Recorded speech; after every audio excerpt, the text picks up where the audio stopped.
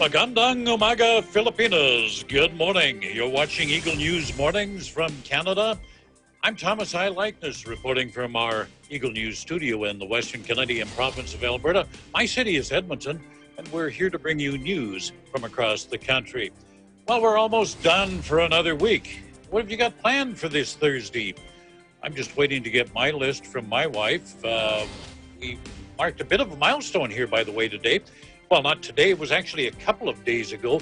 Eagle Broadcasting marked its 52nd anniversary. How about that? Over half a century of bringing you wholesome programming. So let's continue to bring you that now. Get that second cup of coffee, sit back, and let us bring you up to date with what's happening in Canada. First, a look at the weather across the country. Our street scene today from Saanich Bay Park. That's in Victoria, sort of on Vancouver Island, BC. This was shot by Jeanette Doiseau. She's one of our correspondents, and we'll be hearing from her later in the show. But we look at the weather map now in British Columbia, partly sunny, 12 degrees in both Vancouver and the provincial capital of Victoria. We're mostly sunny in Alberta across the province. Edmonton had sunshine and 19. I was out in my backyard a bit earlier, and it's beautiful out there. Just beautiful. Calgary, just a few clouds, up to 17 degrees today. Partly sunny in Saskatchewan, Saskatoon at 19. Regina made it up to 21. Over in Winnipeg, sunny and 21. Still much cooler in Toronto. Don't know what's going on there. It's been cool there all week. Only 12 degrees today and some clouds in the sky. Ottawa, the nation's capital, partly sunny and 16. Sunshine and 15 in Montreal. The Atlantic provinces, again, still pretty chilly. Remember, I told you summer in the Atlantic provinces is only July and August, so they're still pretty chilly there.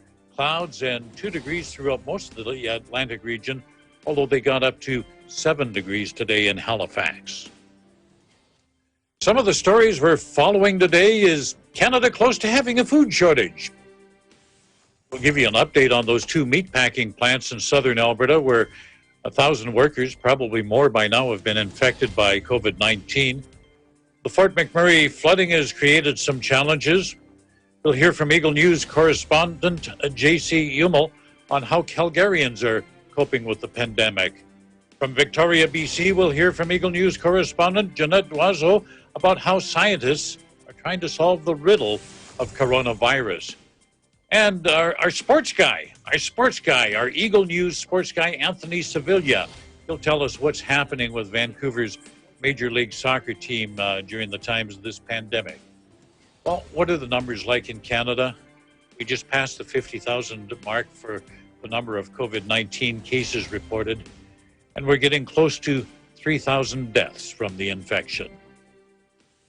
Several meat and poultry plants in Canada have closed down, including one in High River, Alberta, and that one produces about a third of the country's beef. I want to tell you how bad that is when you take that many plants out of the mix, because 2 of them in Alberta produce between them 70% of the country's beef supply. McDonald's has actually had to look elsewhere for its beef. Now, up until now, the company had, and they did this in their advertising, said we use 100% Canadian beef for the burgers. Well, now the Hamburglar, you remember the Hamburglar from the commercials years ago? Well, he's shopping around in other countries. We had to rely on imports. That's what the people at McDonald's are saying. In the United States, U.S. President Donald Trump, he's ordered meat and poultry plants to keep operating. Essential services, he said. Well, we asked Prime Minister Trudeau the same thing, but he did not give a direct answer when asked whether he would do the same as Trump. We understand how important it is to ensure the supply of food to Canadians right across the country. And we're watching with interest and concern some of the issues facing meat producers and the supply chain across the agricultural industry. We need to make sure that those supply chains can keep functioning, but we also need to make sure that the people who work in those supply chains and will continue to need to work in difficult circumstances over the coming weeks and months as we continue to battle COVID-19 are kept safe. The priority for us is both things, keeping people safe and ensuring a good supply of food to Canadians. We will make sure we're doing them both together. So, is there a looming food shortage? Again, Trudeau doesn't say much except to say the government is watching the situation. We know that this pandemic is unprecedented and its impacts are far-reaching on our daily lives, on many different industries.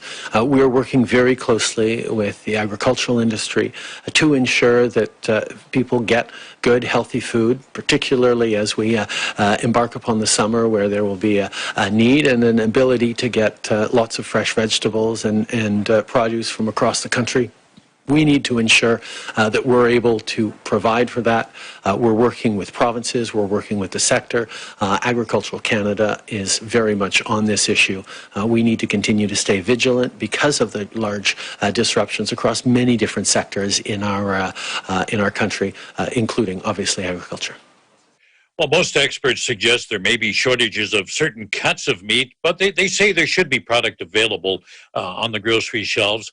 You see, demand is expected to drop. It's already dropped. Because of the pandemic, people just aren't buying as much meat. And we're not going to have those large summer barbecues like we've had in previous years. You know, when you had 15, 20 people over and you were barbecuing everything, beef, pork, chicken. I miss it already just talking about it. Those aren't going to happen this year because of the social distancing. So that demand is going to go down.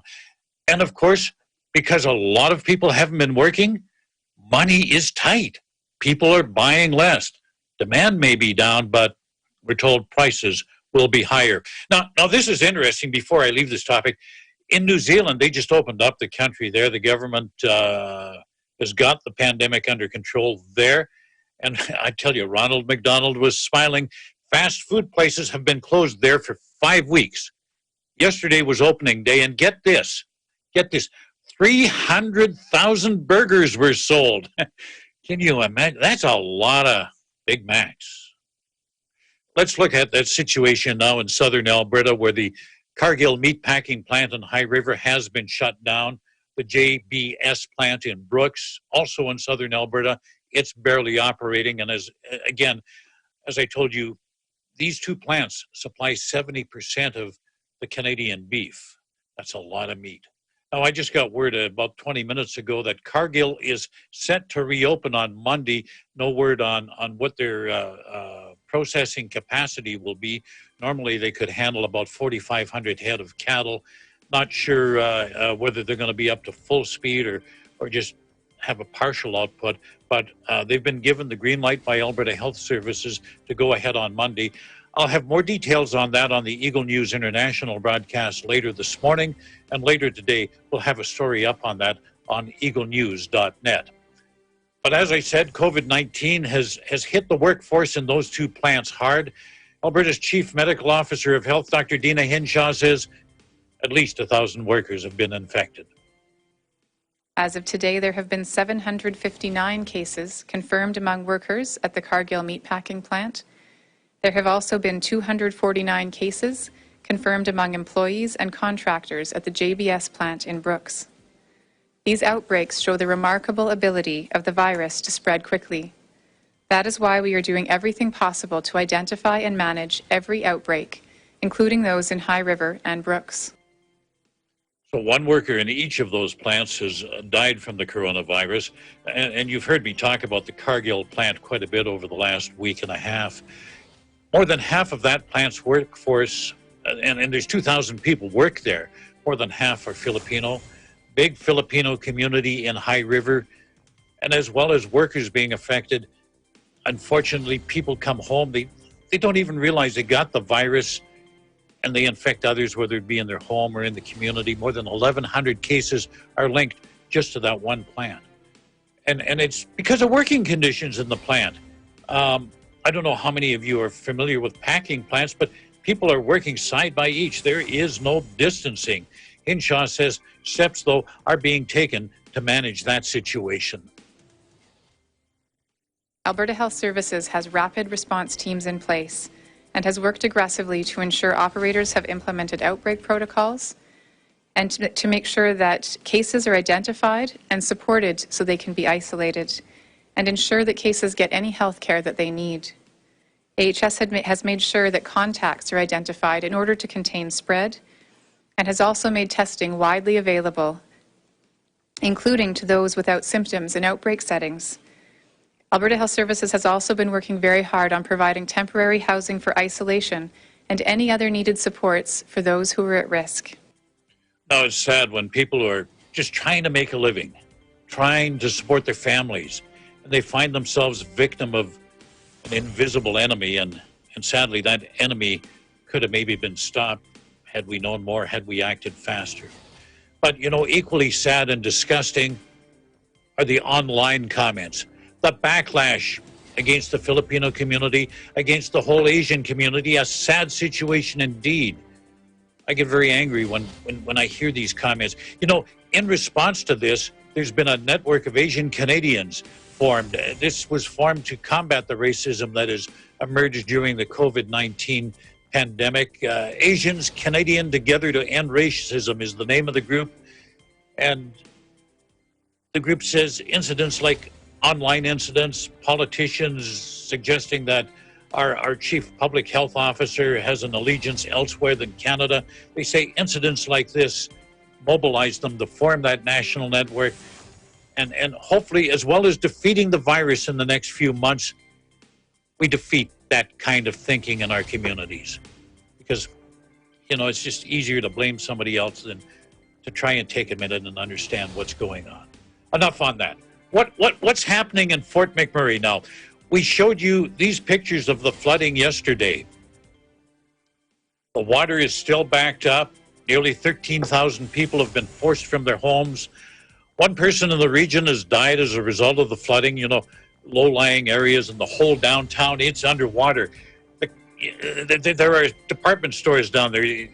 Canadian Tire, the water goes right up above the front door, above the top of the front door.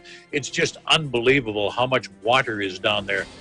Now, the government has done a couple of things today. The Alberta government is easing restrictions for volunteers and workers who are sandbagging and doing other flood prevention work. For example, they can gather in groups of 15 or more because, I mean, you're trying to mitigate this flood. You can't do it with just two people 6 feet apart. So distancing is not required either. But again, these exemptions only apply to those working on flood mitigation. Everyone else has to follow the rules. Premier Jason Kenney says he'll ship more personal protective equipment to the city. And to help out financially, the provincial government is giving every adult $1,250, $500 for every child, and this is to help cover the expenses during the evacuation. This is for people who have been evacuated. Coming up, we'll hear from Eagle News correspondent J.C. Umel. He'll show us how Calgarians are coping with the pandemic. You're watching Eagle News Mornings from Canada.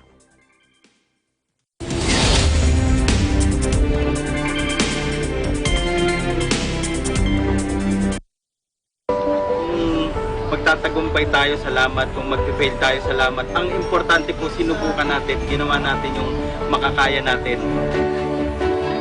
Napatunayan ko na yung talent na binigay sa akin ng Diyos, mas may expose pa. Kaya sa mga ibang artist dyan, lalo na sa mga may kapansanan din, mag-explore pa tayo ng ibang bagay tulad nito. Huwag tayong magtago, huwag tayong mahihiya. Gawin natin kung ano yung gusto talaga nating gawin.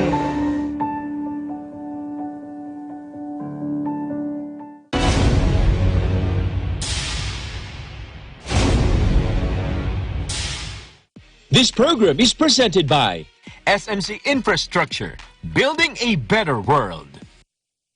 Vet-approved NutriChunks, the only premium dog food with active boost for optimum energy and probiotics that help strengthen immunity. Just like Catherine Bernardo, gawing listo ganado ang fur babies nyo. Listo ganado sa NutriChunks. Co-presented by Kubert, expert in air conditioning and electromechanical.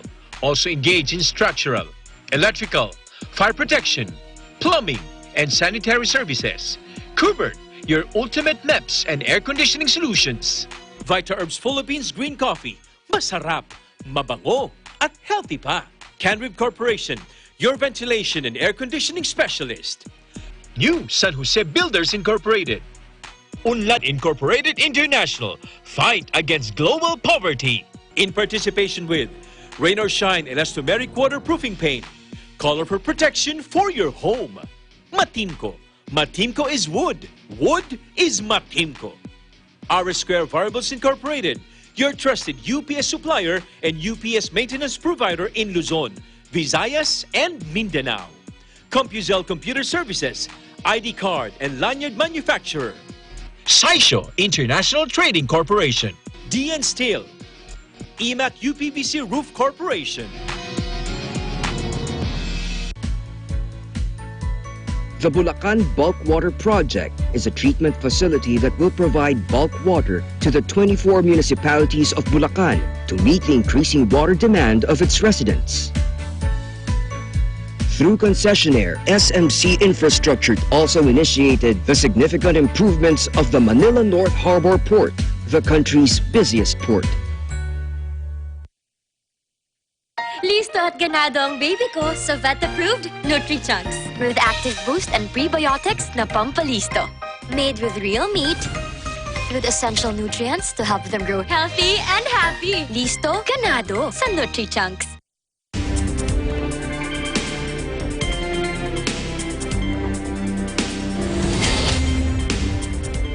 This is Eagle News Mornings from Canada. I'm Thomas I. Likeness. Well, because of the pandemic, there's no Calgary Stampede. No major sports in that city. No big summer celebrations. So what's a Calgarian to do? The answer? We get it from Eagle News correspondent JC Umel. Good morning, JC. Hello, Tom. Good morning to you too.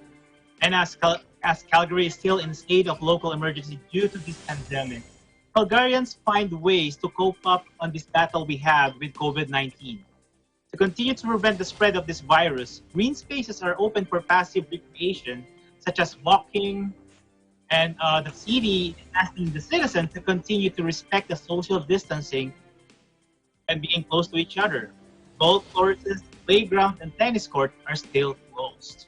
Some local businesses who faces challenges because of this pandemic transitioned to a new ventures to make difference and save jobs.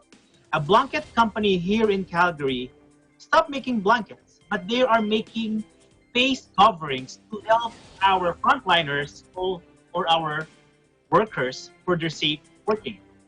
Also, since it's springtime, it is also time to do gardening. The city of Calgary have some tips that we can do when we start to tend our yard and garden. One is remember to physically distance, chat with your neighbors, but keep them 2 meters between each other. Sharing bulbs, cuttings, or seedlings, create a sharing zone for plants. Leave them in a zone for 24 hours before your neighbors pick them up.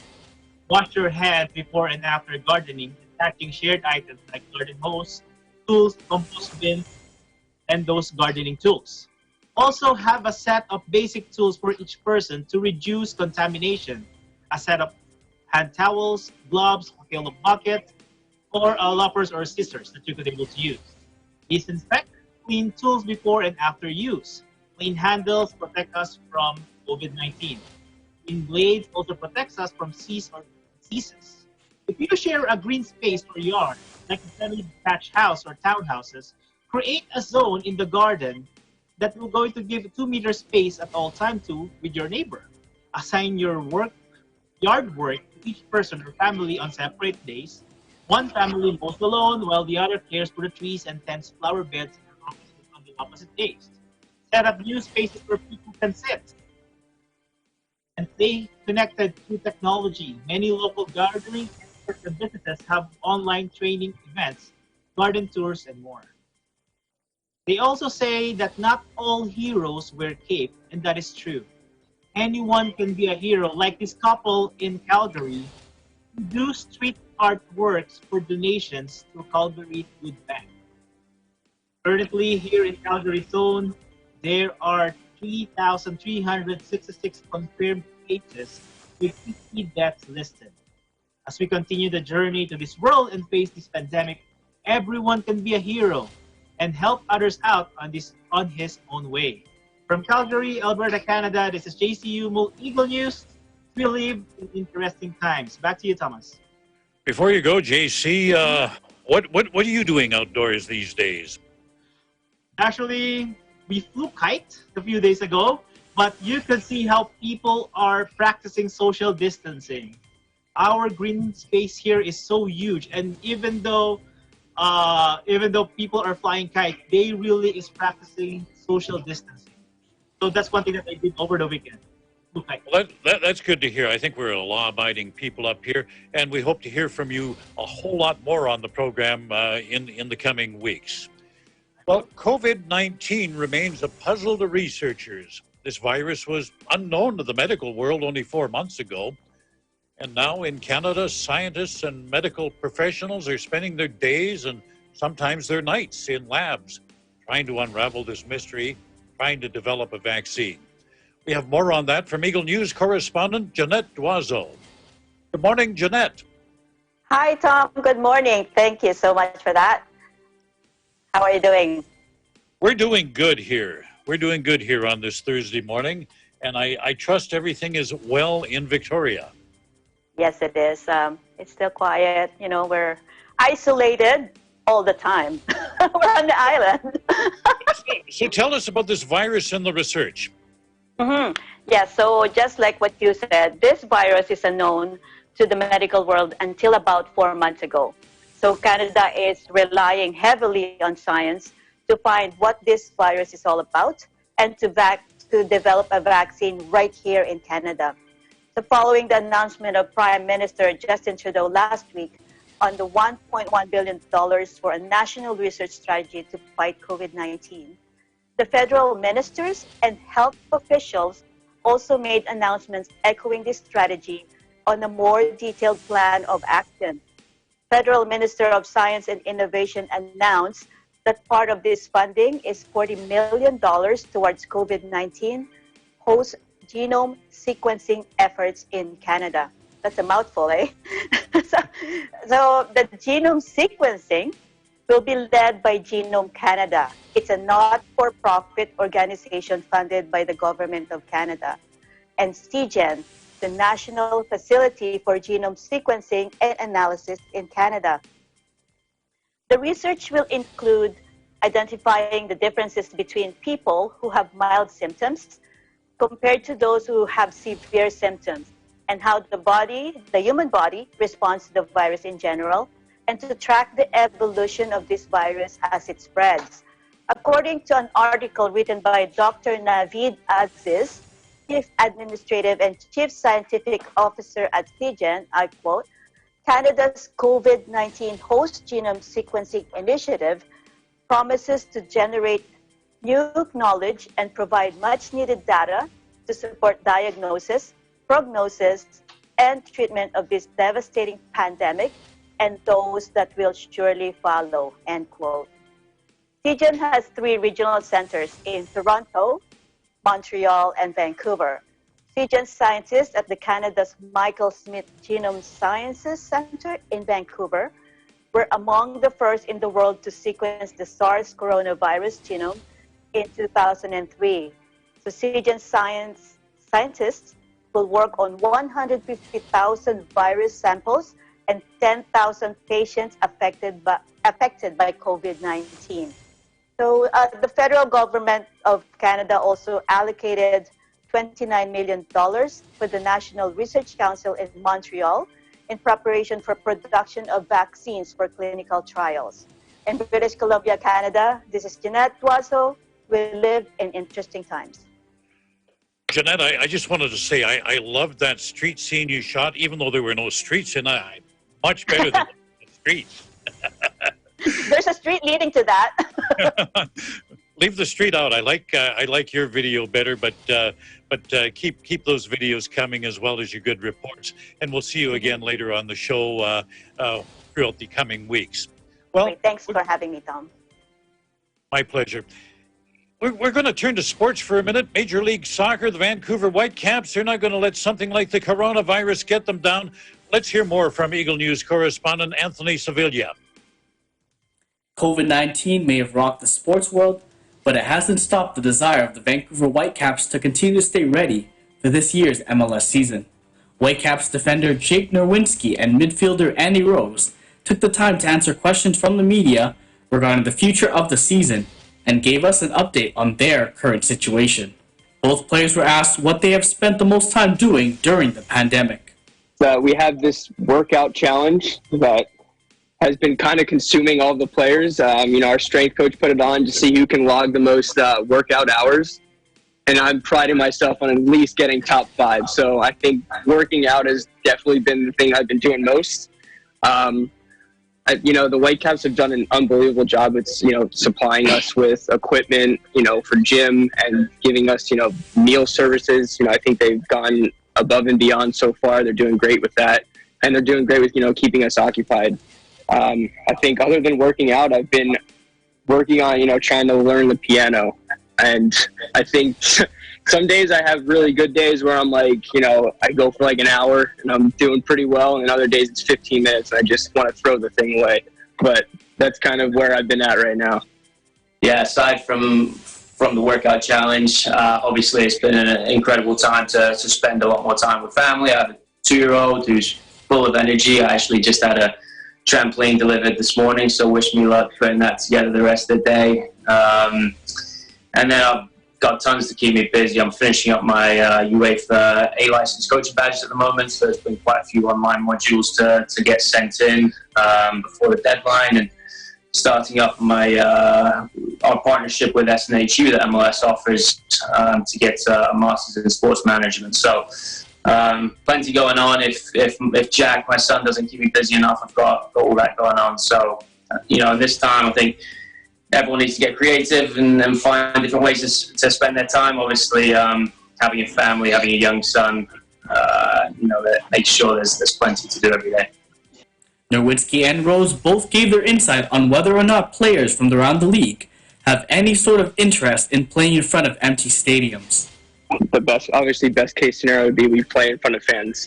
We want the fans to be there. We want the atmosphere to be like it usually is. But at this point, at what's going on in the world, we have to make sure that we're as safe as possible, like I said before. And if we have the opportunity to play games, we're going to have to do it in some capacity, whatever way that may be, decided upon.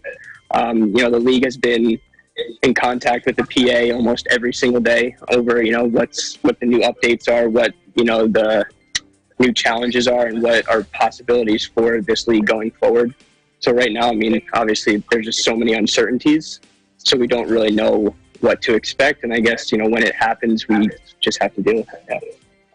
Yeah, look, if it comes to that, I don't know if we're quite there yet, and I wouldn't want to speculate on at what point, MLS decides that that's the best way forward. But again, you have to think about the best way to play as many games as possible. That's what we all want. So if it gets to that point, then of course I think we all need to be willing to be easy, to roll with it, and do whatever's necessary to, like I said, play as many games as possible this season. Whitecaps head coach Mark Dos Santos and sporting director Alex Schuster also gave us an overview of what's going on within the club and what they are doing to prepare for the foreseeable future.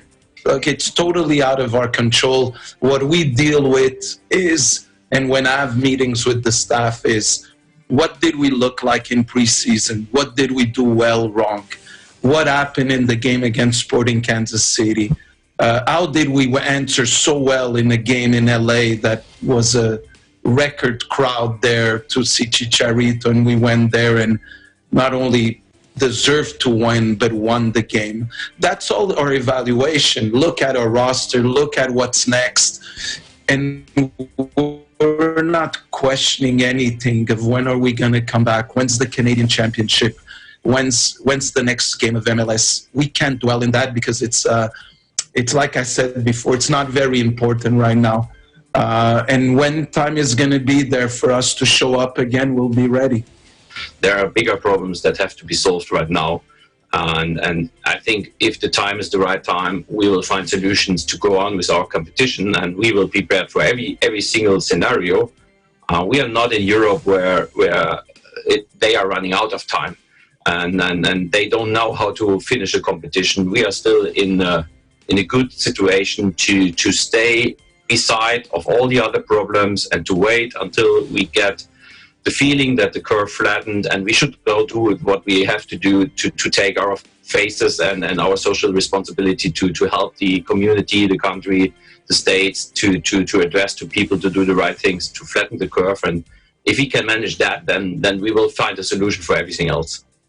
Once again, thank you to Jake Nerwinski, Andy Rose, head coach Mark Dos Santos, and sporting director Alex Schuster of the Vancouver Whitecaps FC for taking the time to answer questions from the media regarding updates within the organization and what to expect in the near future of football in the city. In Vancouver, Anthony Sevilla, Eagle News, we live in interesting times. Okay, before we get out of here, I just want to urge you to check out something. It's called Digital Nest, if you haven't done it. A place where you can connect, share, learn. You know, it's far better than any of that stuff you'll see on cable, and a nice break from it. So find it on Facebook, and check out our other programming, too, on our website, eaglebroadcasting.net. That's our program for today. Thank you for watching, and on behalf of our Canadian news team, I wish you all good health. Take care of others and take care of yourselves. Stay home, stay safe, and stay tuned to Eagle News for balanced and accurate coverage of the COVID-19 pandemic. In Edmonton, Canada, Thomas I. Likeness, Eagle News. We live in interesting times.